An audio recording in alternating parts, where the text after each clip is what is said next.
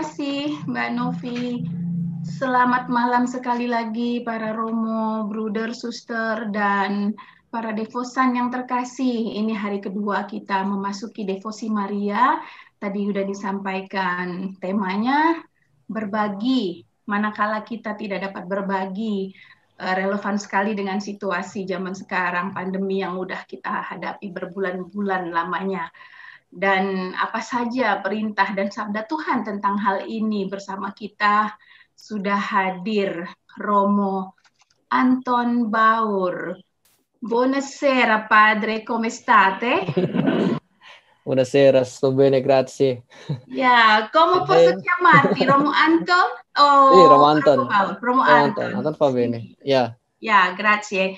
Allora, iniziamo la nostra conversazione in lingua indonesiana ya. Sì, certo. Gitu. Ya, Bapak Ibu tadi itu kurang lebih pembicaraannya, saya cuma tahu itu aja gitu. Jadi kita lanjutkan dalam bahasa Indonesia karena Romo Anton Baur kemarin ini di masa pandemi justru dikirim ke Roma ya, Romo ya. Nah, jadi mungkin nanti kita akan berbagi pengalaman-pengalaman di sana, bagaimana kita harus peduli dengan orang lain di saat-saat kita sendiri harus peduli pada diri sendiri. Bagaimana menyelamatkan diri sendiri. Silahkan Romo Anton. Ya, terima kasih. Bisa saya mulai share screen-nya sekarang ya? Ya. Mbak Ita. Ya. Saudara-saudara, Ibu Bapak semuanya selamat malam. Semoga semuanya sehat-sehat. Sama Mbak Ita juga. Para Romo, para suster, saya sedikit mau berbagi pengalaman sekaligus merefleksikan apa yang ditawarkan oleh tim devosi ini dengan pertanyaan apa saja perintah dan sabda Tuhan terkait dengan berbagi manakala tidak dapat berbagi. Tulisannya demikian tema yang ditawarkan. Saya ingin menawarkan cara refleksi apa yang saya renungkan secara pribadi, apa yang saya refleksikan dalam perjalanan saya, khususnya dalam perjalanan 3 tahun kemarin, saya sekolah di Roma, lalu tahun terakhir ditandai dengan adanya pandemi yang juga kita alami sampai dengan hari ini. Saya mencoba merefleksikannya dalam kerangka refleksi sebagai orang Katolik pastinya, sebagai seorang yang berdoa dengan perantaraan Bunda Maria gitu. Logika yang ditawarkan kan selalu saja sebagai orang Kristiani ada Allah yang berbicara dan ada manusia yang menanggapi. Selalu demikian cara pandang iman kita sebagai orang Kristiani. Lalu kalau pertanyaannya sabda Tuhan itu apa saja? Ya menurut saya mari kita gali seluruhnya di dalam kitab suci. Saya yakin Anda punya kitab suci semua. Bahasa Indonesia atau bahasa lainnya. Bahasa Toba atau bahasa Jawa juga ada, bahasa Sunda juga ada dan segala macamnya. Saya mau menggali, kita skimming bagaimana Tuhan itu bekerja di dalam sejarah keselamatan umat Israel kepada kita semua. Nanti dari cara berpikir iman itulah kita bisa masuk dan bertanya menemukan kata kuncinya. Sabda Tuhan itu seperti apa ketika kita mau memahami berbagi, manakala tidak dapat berbagi, kata kuncinya seperti itu. Saya akan memulai dengan refleksi kisah penciptaan, pasti tidak asing bagi kita. Saya pernah lihat lukisan ini sesungguhnya di atas dinding Kapel Sistina. Lukisan yang menurut saya sangat indah sekali dan menggambarkan refleksi mendalam tentang manusia yang diciptakan oleh Tuhan Allah. Pertama-tama gambarannya begitu jelas dalam kisah penciptaan bahwa Tuhan Allah menciptakan manusia itu inisiatif Tuhan Allah. Tuhan Allah bertindak. Gambarannya makanya Adamnya loyo, Tuhan Allahnya semangat, dan itulah simbol. Salah satu penafsir yang pernah mengatakan ya lukisan ini mau menggambarkan Tuhan Allah yang punya kehendak baik, Tuhan Allah yang bertindak supaya manusia itu mendapatkan kehidupan.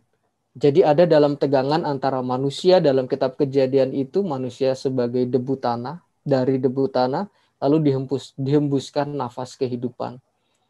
Debu artinya sesuatu yang tidak berarti, yang begitu lemah, begitu mudah pudar, mudah terluka, dirasain sedikit sakit hati, lalu pelayanannya kendor misalnya. Kemudian apalagi di masa pandemi ini, baru berdoa rosario lalu kepikiran, ya ampun Tuhan Yesus, bagaimana ini saya besok? Ya ampun Tuhan Yesus, ternyata ada orang yang minta tolong ini dan itu.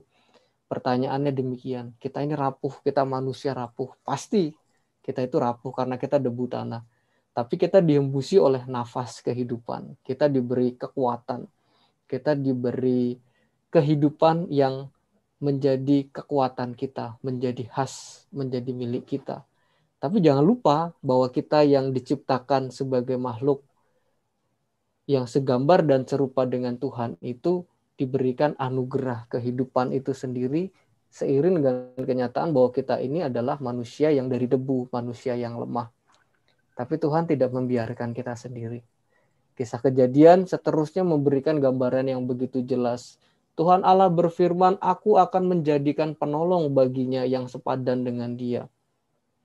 Artinya sejak awal mula Tuhan menghendaki bahwa kita manusia tidak hidup sendiri saja. Artinya saya mau mengatakan di sini kita tidak bicara soal relasi suami dan istri saja, tetapi secara lebih luas bahwasanya manusia hidup bersama dengan manusia yang lain dan ciptaan yang lain.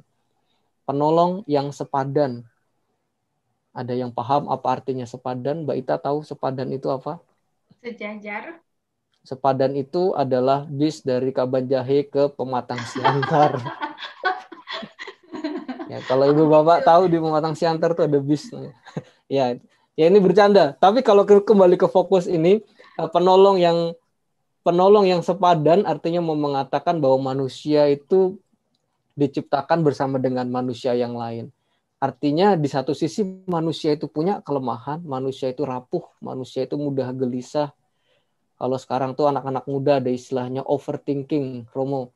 Saya overthinking nih gitu ya. Saya mencoba memahami apa artinya overthinking. Ya, mungkin gelisah, mungkin cemas.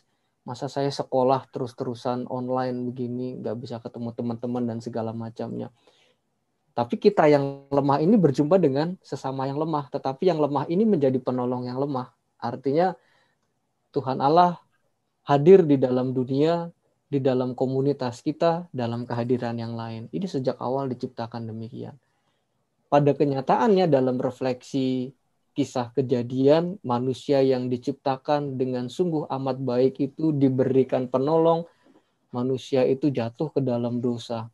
Ini kan refleksi iman Kristiani yang paling dasar, melandasi cakrawala iman kita. Lalu manusia yang diciptakan begitu indah, manusia itu jatuh ke dalam dosa. Kenapa? Ya karena manusia itu punya kerapuhan, manusia itu punya kelemahan. Kalau kita baca Kejadian bab 3, ada satu kata yang menarik menurut saya. Kenapa manusia jatuh ke dalam dosa? Karena dia melihat, lalu dia punya keinginan, karena buah itu menarik hati dan ingin tahu. Mungkin kalau dalam bahasa sekarangnya mungkin kepo gitu ya.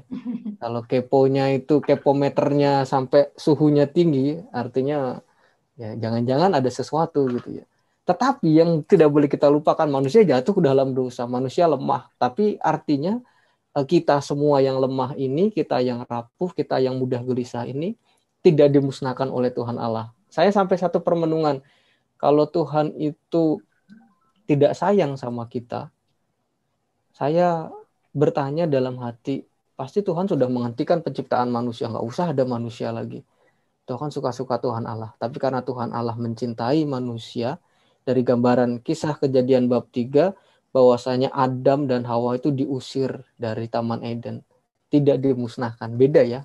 Artinya bahwa Tuhan tetap mencintai, memberikan kebebasan, supaya Adam dan Hawa itu bisa memilih dan terarah kembali kepada Tuhan Allah. Ini kan gambarannya demikian.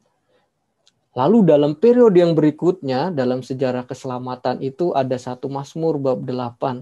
Mazmur tentang pujian kepada Allah. Betapa besar namamu ya Tuhan di seluruh bumi. Dan di sini refleksi garis bawahnya adalah bagaimana manusia itu kagum. Bahwa aku ini lemah, aku ini tidak berdaya. Tapi Tuhan menjadikan saya ini istimewa. Saya bisa ikut novena hari ini sama-sama. Saya punya teman-teman, saya punya komunitas, saya bisa berdoa dari rumah masing-masing. kendati pun dalam situasi pandemi seperti ini, saya bisa tetap berkumpul bersama dengan keluarga. Mungkin medianya berbeda dengan daring dan segala macamnya. Tapi syukur kepada Allah kita masih diberi sehat, kita diberi kekuatan. Menurut saya ini adalah cara yang perlu kita pahami pertama-tama bagaimana Tuhan Allah bersabda. Allah bersabda, Allah yang memberikan kehidupan, dan menurut saya ini titik awalnya ya. Ini titik awal supaya kita bisa masuk untuk memahami pertanyaan bagaimana kita bisa berbagi. Pertama yang menurut saya ini kata kuncinya. Bagaimana kita mengagumi Allah, dan kalimat yang paling istimewa adalah di dalam Yohanes bab 3. Dari perjanjian lama kita masuk ke perjanjian baru. Para ahli kitab suci mengatakan Yohanes bab 3 ayat 16 ini adalah teks kunci seluruh isi dari perjanjian baru, dari Injil. Kata kuncinya, karena begitu besar kasih Tuhan Allah kepada dunia, Ia mengaruniakan anaknya yang tunggal supaya setiap orang yang percaya kepadanya tidak binasa, tapi beroleh hidup yang kekal. Artinya apa? Artinya bahwa Tuhan itu sayang kepada kita. Tuhan itu mencintai kita. Tuhan itu senantiasa memberikan kita kekuatan, kendati pun kita ini orang lemah. Sehingga kata kuncinya jelas, bahkan Tuhan Allah menganugerahkan anaknya yang tunggal, supaya kita yang percaya ini beroleh hidup kekal. Kita yang rapuh, kita yang lemah, kita dapat perolehan hidup yang kekal. Ini bukan omong kosong menurut saya, ini iman. Ini yang dinyatakan dalam kehadiran Tuhan Yesus ke dalam dunia. Dan ini yang menurut saya dan dalam refleksi iman Kristiani menjadi kunci utama. Tuhan yang mengasihi kita, Tuhan yang sayang kepada kita. Lalu pertanyaan berikutnya setelah memahami perjalanan iman, refleksi iman, Tuhan berkarya dalam hidup kita, kita bisa pertajam cara kita memandang.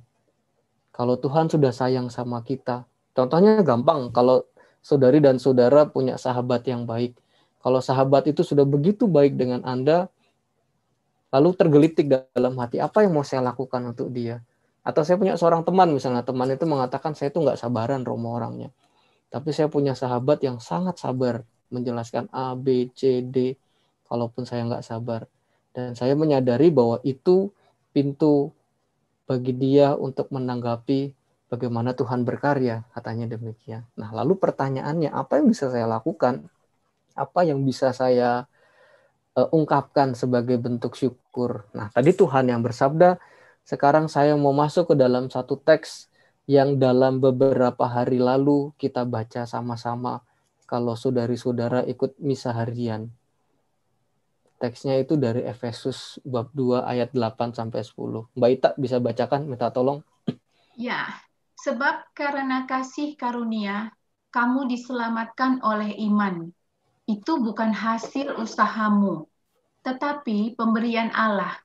Itu bukan hasil pekerjaanmu. Jangan ada orang yang memegahkan diri, karena kita ini buatan Allah, diciptakan dalam Kristus Yesus untuk melakukan pekerjaan baik yang dipersiapkan Allah sebelumnya. Ia mau supaya kita hidup di dalamnya. Efesus 2 ayat 8 sampai 10. Ya, terima kasih Mbak Ita. Menurut saya, ketika saya merenungkan teks ini beberapa hari yang lalu, teks ini rasanya sangat hidup buat saya. Ketika melihat bagaimana refleksi iman Kristiani, Tuhan menciptakan kita, Tuhan menyelamatkan kita, menghapuskan dosa-dosa kita, dan menemani kita sampai hari ini, kata kuncinya adalah bahwa segala karya keselamatan Allah itu pertama-tama karena kasih karunia, dan bukan hasil usahamu. Artinya apa? Artinya ini ada sebuah logika hidup sebagai orang Katolik yang menurut saya baik untuk kita garis bawahi. Artinya kita berbuat baik, kita berbagi, kita berbela rasa. Ini Paulus loh yang mengatakan dalam kitab suci. Bukan pertama-tama supaya kita itu bisa mendapatkan sesuatu. Bukan supaya kita diselamatkan. Karena Tuhan sudah menyelamatkan kita kan, dalam teks dikatakan demikian.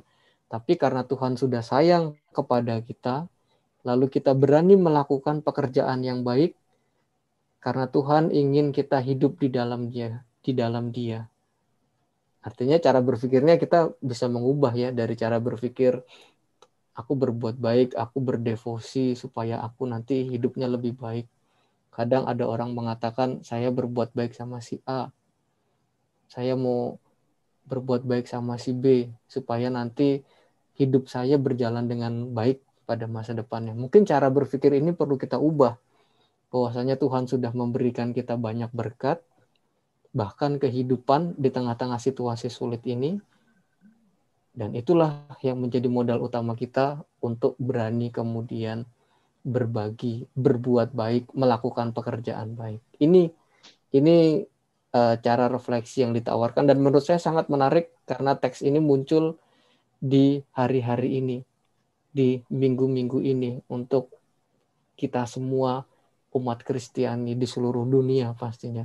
Sehingga menurut saya garis bawah jelasnya adalah kalau kita bicara soal pertanyaannya sabda Tuhan apa yang mau disampaikan, ya sabda Tuhan inilah. Lalu perwujudannya seperti apa?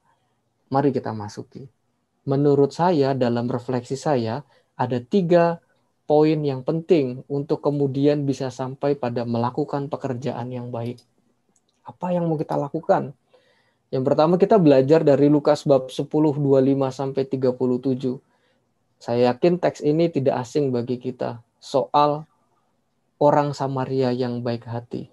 Bayangkan, ada imam yang lewat, ada Lewi yang lewat, lalu melihat orang yang dirampok, lewat saja dilalui. Tetapi ada orang Samaria, orang yang kemudian tidak dianggap oleh komunitas orang-orang Yahudi karena dianggap rasnya tidak murni. Tapi kemudian malah dia yang menolong. Artinya apa? Artinya kerahiman dan kebaikan itu yang Allah berikan, dilakukan, dinyatakan dalam diri orang itu. Sebenarnya yang nggak boleh kita lupakan adalah bahwa ketika bicara soal kisah orang Samaria, kata kunci utamanya adalah kalimat sebelumnya, perintah Tuhan, sabda Tuhan. Kasihilah Tuhan Allahmu dengan segenap hatimu, dengan segenap jiwamu, dengan segenap kekuatanmu, dengan segenap akal budimu, kasihilah sesamamu manusia seperti diri sendiri. Ini tahap pertama. Artinya saya punya perhatian. Mengasihi itu sebagai garis bawah, kita bisa berbagi. Saya punya perhatian. Perhatian itu kan di tengah-tengahnya ada kata hati ya. Kalau perhatian tidak ada hatinya, jadinya cuman peran begitu kan. Artinya jangan-jangan di rumah saya hanya berperan sebagai ibu, sebagai bapak, sebagai anak, tanpa adanya hati. Makanya hati ini ada di tengah-tengah supaya kemudian berbagi itu menjadi lebih gitu loh. Ada sesuatu yang bisa kita ungkapkan, bisa kita wujudkan. Yang pertama, menaruh hati. Yang kedua adalah memberi dari kekurangannya. Markus bab 12 ayat 41 sampai 44. Pasti Anda ingat teks ini. Teks ini berbicara tentang janda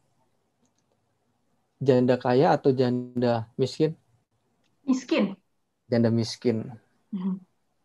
Tapi menurut saya teks ini sangat menarik karena ada satu kalimat berbunyi demikian di ayat 4 ya. Sebab mereka memberi dari kelimpahannya, tetapi janda ini memberi dari kekurangannya. Pertanyaannya, janda ini punya atau enggak? Kalau ditanya pertanyaan ini punya sesuatu nggak? Punya dia. Ya. Apa yang dia punya? Kekurangannya itu yang dia punya, gitu kan. Lalu kalau misalnya mau bertanya, apakah memberi meskipun tidak dapat memberi apa tadi judul tema kita gitu kan? Menurut saya mungkin kita bisa mengkritisi dalam teks kitab suci bahwasanya kita punya sesuatu yang besar. Kita meskipun berkekurangan, kita punya sesuatu yang istimewa. Contohnya, misalnya saja ada orang yang mungkin ada yang bertanya kepada kita, Romo saya juga susah sekarang. Lalu ada orang tanya pekerjaan segala macam. Dengan Anda hadir, dengan Anda mendengarkan keluh kesahnya, itu sudah menjadi tanda bahwa Anda mau berbagi, Anda mau berbela rasa. Menurut saya itu kekuatannya. Saya spontan ya, saya kadang-kadang kalau lagi duduk, lagi membaca, tiba-tiba ingat seseorang, umat atau siapa, gimana nih ya. Kalau punya nomornya saya kontak, kalau nggak ada, lalu saya sebut namanya, saya doakan. satu doa kemuliaan. Menurut saya ini yang bisa saya punya ini gitu. Saya tidak bisa menawarkan sesuatu yang lebih, dan bahkan doa saya ini ada sesuatu yang lebih yang saya punya, perhatian saya gitu ya. Dan ini yang mau dikatakan dalam teks Markus bab 12, bagaimana kemudian si janda itu memberikan dari kekurangannya, dari apa yang dia punya, dari apa yang dia miliki. Yang dia miliki itu ya adalah yang dia punya saat itu. Lalu yang ketiga, dari menaruh hati, kisah orang Samaria yang baik hati, lalu berani memberi bahkan dari kekurangannya, dan yang ketiga, inilah kondisi yang paling utama yang mungkin tidak mudah kita lakukan, tapi Yesus lakukan untuk kita. Yesus memberikan nyawanya kepada kita. Dan di dalam teks Yohanes bab 15 ayat 13, kalau kita baca dengan baik, di situ dikatakan dengan jelas bahwa perintah sebelum ayat 13 itu bunyinya, supaya kamu saling mengasihi seperti aku telah mengasihi kamu. Dan tidak ada kasih yang lebih besar dari seorang memberikan nyawanya untuk sahabat-sahabatnya. Artinya adalah berkorban. Dari menaruh hati, memberi, dan yang ketiga adalah poinnya berkorban. Kenapa bisa melakukan ini? Ya kata kuncinya karena kita menyadari bahwa Tuhan itu sayang kepada kita, dan Tuhan sudah mengasihi kita terlebih dahulu lewat orang-orang yang ada di sekitar kita sepanjang perjalanan kehidupan kita sampai dengan hari ini. Nah, ini apa yang mau saya tawarkan kalau kita bertanya tentang merefleksikan apa sabda Tuhan terkait dengan memberi, dengan berbela rasa. Menurut saya seperti ini. Ini yang coba saya refleksikan. Dari melihat Allah yang bekerja dalam hidup kita, lalu kita kemudian berani menanggapi apa yang mau saya lakukan. Apa yang bisa saya lakukan untuk Tuhan Allah, untuk teman-teman saya, untuk komunitas saya. Menaruh hati. Yang kedua, berani memberi. Dan yang ketiga, level yang paling tidak mudah adalah level untuk berkorban. Dan inilah puncak refleksi iman Kristiani. Dan yang namanya kemartiran itu, pemberian diri itu adalah nilai tertinggi dari bentuk kesaksian. Itu dikatakan dalam refleksi Gereja Katolik. Nah, lalu pertanyaannya yang kerap kali muncul, Romo ini kan sebuah situasi yang ideal, yang tidak mudah untuk diwujudkan. Sementara dunia kita menawarkan kalau saya beri kamu, kamu beri saya. Kan itu yang paling mudah kita tangkap sekarang kan. Kalau saya berbuat baik sama kamu, ya kamu juga berbuat baik sama saya dong gitu. Kita fair. Ada orang selalu ngomong gitu. Nah, cara berpikir inilah yang sebenarnya perlu kita refleksikan lebih dalam dan kita ubah. Bagaimana cara untuk bisa memahami itu? Bagaimana cara bisa untuk menangkap itu secara lebih utuh?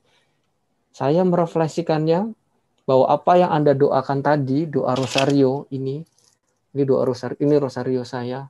Teman saya belajar dulu di Roma. Kalau pagi jalan kaki ke kampus, saya tenteng, saya masukkan saku, dan teman berdoa. Karena Maria saya adalah Maria yang sejati, bukan Maria Ita Sembiring gitu ya, atau yang lain. Dan ini menurut saya menjadi teman yang baik. Bunda Maria menjadi teman seperjalanan saya. Dan saya melihat bagaimana saya belajar untuk membangun cara beriman yang baik, belajar dari Bunda Maria. Saya mau sedikit berbagi. Masih cukup ya Mbak Ita ya? Saya mau tambah sedikit. Boleh. Ya. Boleh, Mo.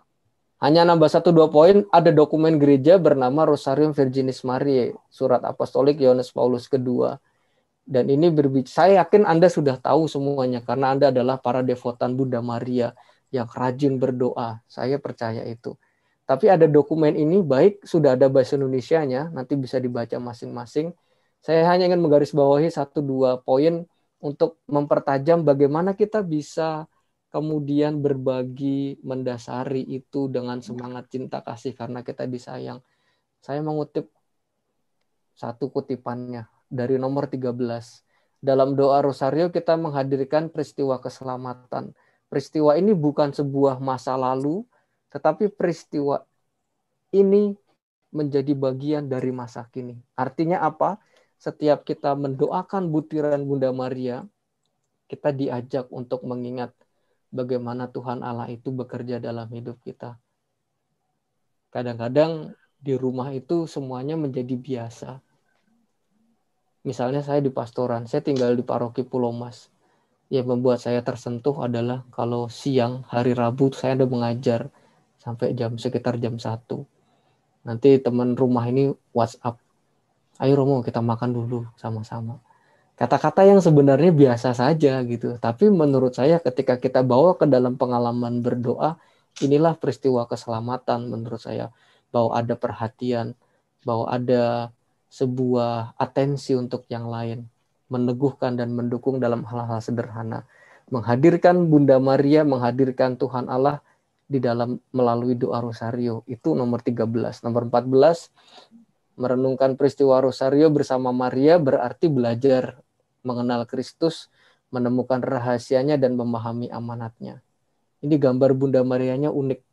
Ini saya foto ketika saya punya kesempatan mengunjungi satu museum di Paris, kalau nggak salah, Louvre. Itu gambar Bunda Maria menyusui Tuhan Yesus. Ini simbol bahwa Bunda Maria itu sungguh-sungguh mencintai Tuhan Yesus, layaknya seorang ibu yang sungguh-sungguh mencintai anaknya. Nah, kutipan lainnya yang mau saya tambahkan adalah ini.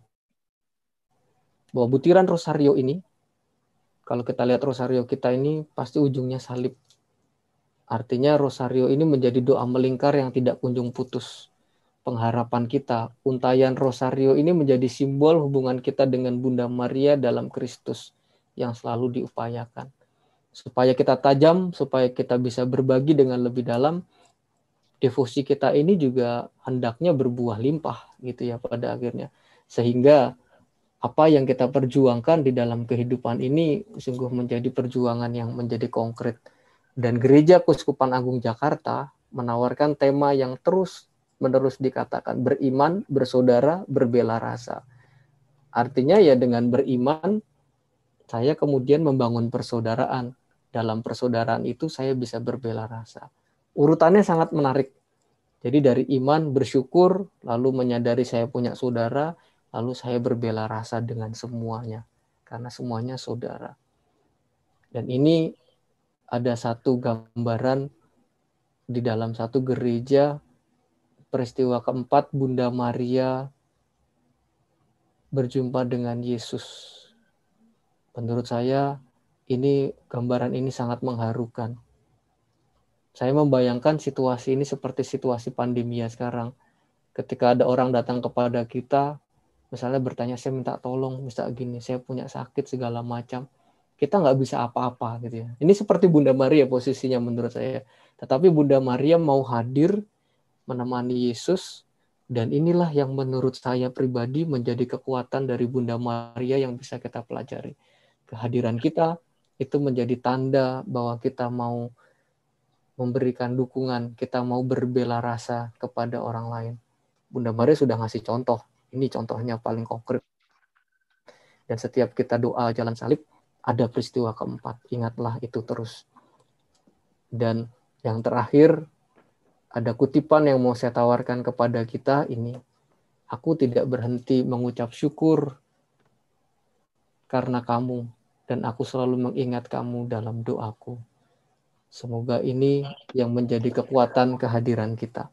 Mungkin ini ya Mbak yang mau saya sharingkan sama poin terakhir buat kita semua. Saya kemarin Mbak Ita nanya sama saya, panitia, Romo sharing sedikit tentang Italia.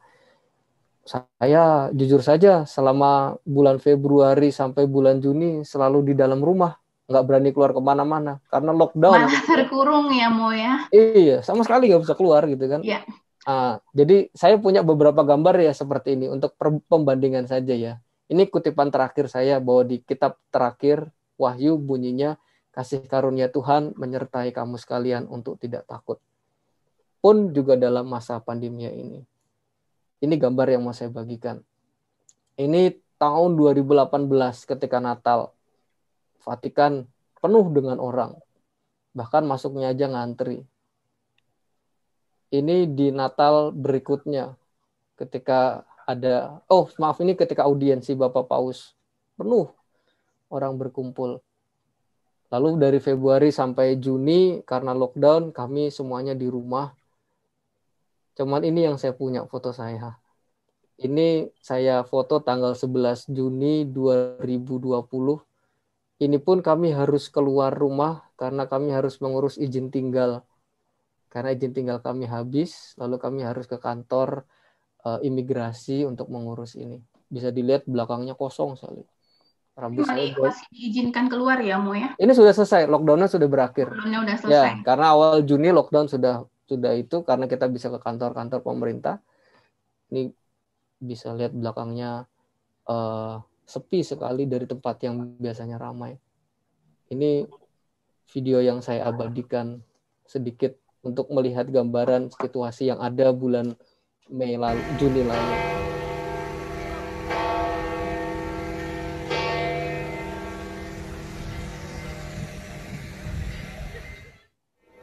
Hari ini 11 Juni 2020. Biasanya ramai sekali, tapi pada hari itu setelah ketika masa pandemi dan lockdown dibuka, ya demikian sepi. Mungkin itu yang bisa saya sharingkan pengalaman saya ketika pandemi ya kita mengambil bagian yang terbaik, tetap di rumah, menjaga kesehatan. Yang penting tetap optimis dan penuh pengharapan. Mungkin itu ya, Mbak Ita. Kalau ada pertanyaan silakan. Terima kasih, Mo, lengkap sekali ya. Sebetulnya apa yang Romo sampaikan tadi, semuanya tertulis di dalam kitab suci seperti yang Romo sajikan. Dan kita semua sebagai umat Katolik, saya percaya pasti punya kitab suci ya. Masalahnya dibuka atau enggaknya nih. Gitu. Nah, jadi jelas sekali kan ya, Mo. Kita nggak perlu takut berbagi manakala tidak dapat berbagi sekalipun gitu ya, karena dalam berbagi ini kan nggak selalu soal materi gitu ya, Mo. Sebagaimana kemarin juga Romo Andang menyampaikan, banyak hal kok dalam berbagi apa yang bisa kita berikan, seperti tidak selalu harus seperti janda tadi, hanya punya 2 kepingnya diberikan. Kalau sekarang kita kan bingung nih, Mo, kita masih punya tabungan nih, tapi kan kita kan tahu pandemi ini berakhir kapan, jadi ditahan untuk diri sendiri. Seperti itu. Nah, jadi padahal memberi, berbagi itu bisa lewat perhatian, mungkin sekedar sapa di WA pagi-pagi ada orang tua yang suka sapa selamat pagi gitu. Kadang-kadang kita cuekin aja, tapi gambar-gambar yang seksi-seksi, TikTokan tuh di-share kemana-mana gitu ya. Jadi kan mungkin berbaginya bisa lebih simple. Nah, Mo, sebetulnya kita kepengen tahu banyak sekali seperti apa sih Romo saat pandemi di Roma. Tapi ini ada satu pertanyaan menggelitik juga dari Romo Petrus Santoso yang lagi ada di Hong Kong. Wah, selamat malam Romo. Selamat malam, Romo. Saya nggak tahu caranya menyapa selamat malam dalam bahasa Hong Kong, kecuali man on. Oh, malam Romo. Ya, man on gitu ya. Nah, ini pertanyaannya, bagaimana titik kerapuhan manusia itu tidak menjadi lubang bagi kita untuk mengeluh atau menyerah atau menyalahkan diri sendiri, bahkan menyalahkan orang lain, begitu. Tadi kan kita bicara soal titik kerapuhan. Silahkan, Romo. Ya, menurut saya kalau berbicara tentang titik kerapuhan, menurut saya pertama-tama tahap yang paling dasar itu adalah kita menyadari bahwa kita rapuh. Ketika menyadari bahwa kita rapuh, kita akan sampai pada level kita bisa menerima. Nah, ketika kita sudah menerima, ini dalam permenungan saya pribadi ya, ketika kita sudah menerima, kemudian kita bisa melihat segala sesuatunya dengan lebih terang. Kadang-kala kan ketika semuanya menjadi ruwet, kita masih menolak, ini bukan salah saya gitu kan, ini kan salahmu, lagi-lagi kamu gitu ya. Mencari kambing hitam ya, Mo? Ya, mencari kambing hitam, selalu mencari yang lain, menjadikan yang lain itu sebab dari kesalahan saya. Dan secara naluri ya, kita sadari bahwa kita kan juga tidak mudah mengakui kesalahan, mengakui kelemahan. Dan menurut saya itu tahapan pertama ketika kita bisa sampai pada fase saya menerima, saya punya kerapuhan, itu akan menjadi langkah menuju ke langkah berikutnya. Itu sih tanggapan saya. Nah, begitu. Romo Petrus juga masih punya kegelisahan yang sepertinya kegelisahannya sama nih Mo sama saya. Jadi saya melanjutkannya. Jadi kegelisahannya kadang-kadang kebaikan itu dipolitisasi. Itu yang bikin gemes gitu loh. Sebetulnya sampai kita sebetulnya nggak tahu nih ya, ini mana kebaikan, mana pamer, mana kepentingan, mana kampanye dalam kepentingan itu ya Mo ya. Romo Petrus seperti itu. Nah, sama kok Mo, pikiran saya juga begitu ya. Informasi jadi sensasi, diputar balik seperti itu ya. Interview jadi interogasi gitu. Silakan Mo. Ya, kalau untuk melihat itu kebaikan yang dipolitisasi dan segala macamnya, saya jadi ingat satu teks kitab suci ketika Yesus memberikan perumpamaan tentang seorang penabur. Penabur itu menaburkan bibit gandum. Tapi malam hari ada orang jahat menaburkan bibit lalang. Pagi hari pekerja itu mengatakan, apakah saya cabut juga ini lalangnya sekarang? Tapi yang dikatakan pemilik kebun itu adalah, oh jangan, biarkan dulu saja gitu. Biarkan nanti tumbuh besar. Ketika tumbuh besar, lalu kita akan bisa membedakan mana yang baik dan mana yang buruk, mana yang gandum, mana yang ilalang. Menurut saya itu reaksi spontan saya ya. Artinya ketika berbicara tentang kebaikan, ya pada akhirnya kita bisa kenali nanti dari dampaknya gitu ya. Motivasi itu kan pertama-tama menentukan menurut saya ya. Motivasi dari hati, lalu apa yang mau kita ungkapkan itu kan akan nanti tampak dalam apa yang kita lakukan. Ya. Oke, jadi orang mau berbuat baik yang dipolitisasi atau enggak atau pura-pura, kita tetap saja berbuat baik. Jadi biarkan alam yang menyeleksi gitu ya. Dan jadi saya juga selalu bilang mau berbuat baik di Republik ini tidak mudah gitu loh. Kita mau berbuat baik malah terjerumus. Tapi yang penting jangan pernah berhenti berbuat baik. Romo, sewaktu Romo di Italia, di Roma ya, kita membayangkannya, aduh enak banget Romo lagi sekolah di sana, tapi kan ternyata bukan itu yang Romo hadapi. Nah, sementara Romo kan ada di dalam lingkungan yang sedang lockdown-nya itu 100% dan itu benar-benar sepi, seperti yang tadi Romo perlihatkan ya, orang sepi. Nah, bagaimana dalam keseharian Romo sendiri yang harus ingin berbuat baik, ingin berbuat sesuatu, tapi kan terkungkung di dalam ikatan itu, kan mau tidak mau harus menyelamatkan diri sendiri juga. Ya, terima kasih. Tapi memang situasinya memang tidak begitu mudah ya pada awal-awal itu.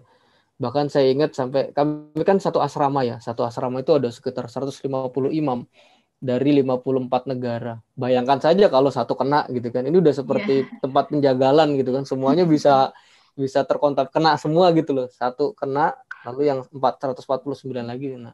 Tapi syukur kepada Allah semuanya bertahan di rumah, nggak kemana-mana. Nah sampai ada satu titik di mana teman saya juga sampai minta odol gitu ya, Mbok saya minta odolmu gitu kan, karena kita nggak bisa keluar kan gitu kan ya. Lalu maksudnya ya itu apa yang kita punya yang sehari-hari yang sederhana, perhatian. Tapi ada satu kekuatan yang membuat saya bersyukur bahwa kami senantiasa setiap hari itu berdoa rosario.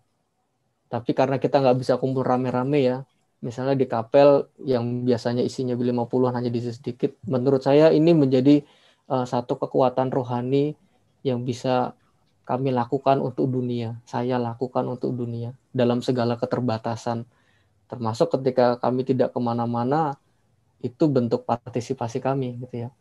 Kan ada bercandaan itu ya, nanti mungkin 2050, kita yang sudah menjadi kakek-kakek akan cerita bahwa kita semua ini pahlawan.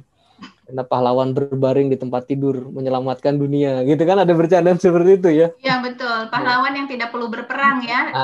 Ini pahlawan 2020 ini ringan sekali kok. Hanya berbaring dan diam di rumah kita sudah jadi pahlawan untuk banyak orang dan untuk diri kita sendiri. Nah Mo, kita yang ada di negara kita nih, yang dekat dengan keluarga kita pada saat pandemi ini juga kan was-was akan-akan nih bahkan sometimes kita lihat ada orang yang harus pergi tanpa kita bisa say goodbye gitu. Nah, pada saat itu berjauhan di negara orang, apa yang Romo rasakan? Ini balik lagi ke ininya slide-nya Romo tadi ya, kepo ya.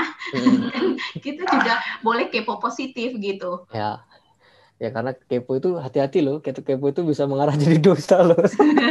Bercanda ya. Kepo kalau digibah baru dosa Mo, tapi kalau gitu sekedar ingin tahu nggak apa-apa. Begitu Romo Petrus aja setuju tuh senyum-senyum. Sejauh belum jadi buta hijau gitu ya. Betul. Iya, terkait dengan kok saya jadi lupa ya pertanyaannya Mbak. Jadi buta hijau saya dulu Mbak. Ya begitu, kalau Butejo kan selama ada pandemi itu dekat keluarganya gitu loh. Nah kalau Romo kan kita yang dekat keluarga aja itu kan was-was deg-degan seperti jalan di lorong yang nggak tahu ada ujungnya gitu. Walaupun kita tahu di ujung sana ada cahaya tapi nggak mau jalan gitu. Nah Romo sendiri di tempat yang jauh dari keluarga. Ya betul. Seperti apa? Ya memang situasinya menjadi tidak mudah ya. Kala itu buat saya pribadi juga ya, jauh dari keluarga semuanya. Terus harus dan yang lebih menegangkan adalah itu tahun terakhir saya kan, saya harus menyelesaikan tesis, saya harus persiapan untuk ujian komprehensif juga, ujian tesis juga gitu kan, pokoknya rasanya campur aduk begitu ya di dalam diri saya. Tetapi yang membuat saya merasa dikuatkan dan diteguhkan adalah bahwa saya itu punya teman-teman komunitas gitu ya, saya punya orang-orang terdekat di komunitas saya, ini keluarga saya juga gitu ya. Saya juga takut dengan bapak ibu saya gimana, dengan keluarga saya di Indonesia gimana, dan segala macam. Tapi satu hal yang saya percaya bahwa seperti apa yang dikatakan dalam akhir kitab suci tadi, kitab terakhir kita kan Wahyu ya, Wahyu, kitab Wahyu, nanti dibuka Wahyu 22 ayat 21 ayat 22 ayat 21. Bahkan di akhir kitab suci pun dikatakan dengan jelas seperti saya katakan tadi bahwa kasih karunia Tuhan Yesus menyertai kamu sekalian. Itu maksud saya jangan sampai kehilangan iman. Menurut saya iman itu yang menjadi kekuatan bahwasanya Tuhan pasti beri yang terbaik untuk kita semua. Itu sih tanggapan saya ya. Itu kekuatan kita, itu modal kita sebagai orang Katolik yang mungkin tidak dimiliki oleh orang-orang yang tidak beriman gitu kan. Ya, ini kekuatan sekali. Kita ya, pengharapan tak kunjung putus ya. Iya, jadi tidak perlu khawatir ya Mo ya, pegangan kita seperti yang sudah Romo sampaikan cuma 3 poin kok ya, cuma 3 poin, dan kita bisa melalui pertanyaan-pertanyaan yang sebegitu banyaknya dengan cara menaruh hati, berani memberi, dan terakhir berkorban begitu ya Mo. Itu dia yang membuat kita menjadi penuh dalam berbaginya dan berdevosinya seperti itu. Oke, Romo, kelihatannya waktu kita sudah habis. Oke. Ya. Dan saya mau sedikit tambahkan saja dari apa yang saya dengar sedari tadi, bahwa karya keselamatan Allah itu karena kasih karunia, bukan dari hasil usaha kita. Jadi jangan pernah takut berbuat baik, apalagi merasa tidak mampu gitu ya Mo ya. Ada istilah tidak mampu di dalam berbuat baik, karena semua itu adalah pemberian Tuhan. Apalagi kalau mau berbuat baiknya dari apa yang kita miliki saja gitu ya, misalnya lewat talenta-talenta, karena apapun yang kita dapatkan, kehebatan, kepintaran, talenta-talenta kita semua ini kan kita dapatkan secara gratis ya Mo. Ya, betul. Jadi kalau kita tidak bagikan lagi secara gratis pula, itu akan jadi hutang di akhirat, konon katanya begitu Mo. Nah, sekali lagi Romo, terima kasih banyak, grazie mille. Sì, prego a lei. Rimanere in buona salute. Così. Pregare per noi, padre?